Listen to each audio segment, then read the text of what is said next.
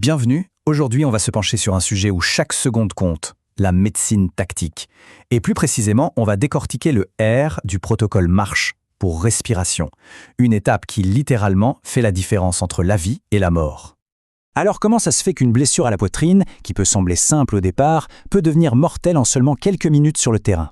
Eh bien la réponse, c'est qu'un compte à rebours silencieux se met en marche, à l'intérieur même du corps. Et voilà le grand méchant de l'histoire, le pneumothorax sous tension. Qu'est-ce que c'est? En gros, de l'air s'accumule là où il ne devrait pas, dans la cage thoracique. Ça comprime un poumon, puis ça finit par écraser le cœur. C'est vraiment la menace numéro 1 à identifier et à traiter immédiatement. Allez, première partie, on va parler de ce fameux compte à rebours mortel. Alors comment ça démarre, tout ça? Imaginez une plaie ouverte au thorax. On l'appelle souvent une plaie soufflante. En fait, elle agit un peu comme une paille. À chaque fois que la personne inspire, hop, de l'air est aspiré de l'extérieur vers l'intérieur. Et ça vient tout perturber. La pression qui permet de respirer normalement, elle n'est plus là. Résultat, le poumon commence à s'effondrer sur lui-même. Bon, face à ce problème, la première action est évidemment cruciale. Ça nous amène à la deuxième partie, comment on applique un pansement qui va agir comme une valve. Le principe est d'une simplicité, mais c'est du génie. L'idée, c'est d'empêcher l'air de rentrer, mais surtout de créer une valve pour qu'il puisse sortir. Le piège, ce serait de tout sceller hermétiquement. Non, le but, c'est vraiment de créer une sortie à sens unique. Ok, et concrètement, comment ça se passe? C'est quelques gestes simples, mais vitaux. D'abord, évidemment, on identifie la plaie. Ensuite, on applique ce qu'on appelle un pansement occlusif. Mais attention, on le colle que sur 3 côtés. Pourquoi? Parce que ce 4e côté qui reste libre, eh bien c'est ça, notre fameuse valve. Et enfin, étape 3 qui est absolument fondamentale, on surveille la respiration. Parce que la partie n'est pas encore gagnée. Mais voilà, parfois, même après ce premier geste, le pire pas encore arrivé.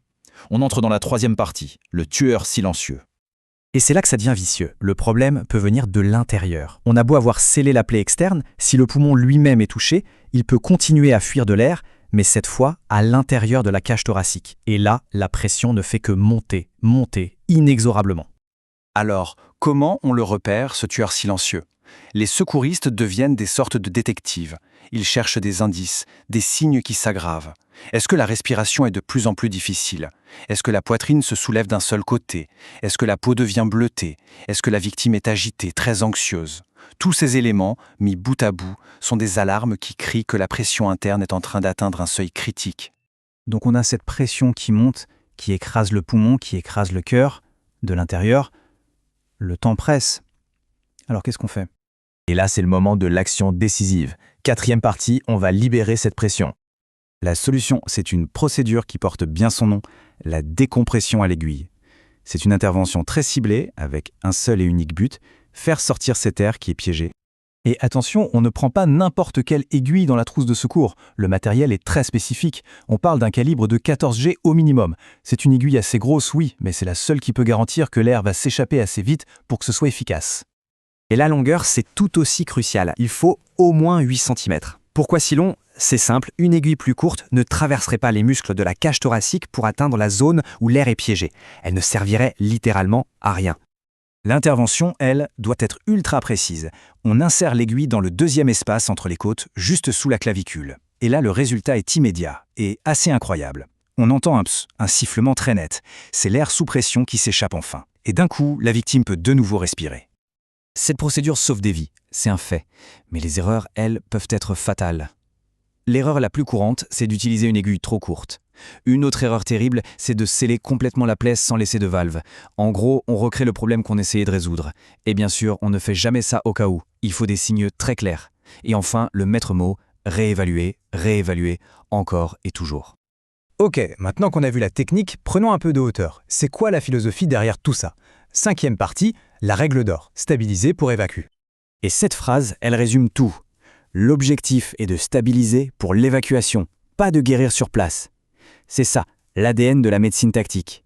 Chaque geste, que ce soit le pansement ou l'aiguille, n'a qu'un seul but, acheter du temps. Des minutes précieuses qui permettront d'amener la victime jusqu'à une structure médicale. Et cette comparaison, elle est super parlante. Sur le terrain, en médecine tactique, on est dans l'urgence. On gagne du temps, on empêche la mort, on stabilise avec des gestes simples, rapides. À l'hôpital, on change complètement de monde. Là, l'objectif, c'est de donner des soins définitifs, de guérir, d'opérer.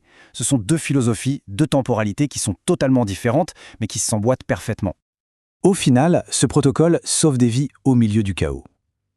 Et il le fait en suivant des règles incroyablement simples et claires.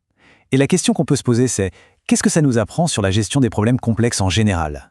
Peut-être que la meilleure solution face à l'urgence n'est pas la plus sophistiquée, mais simplement la plus rapide, la plus simple et la plus décisive.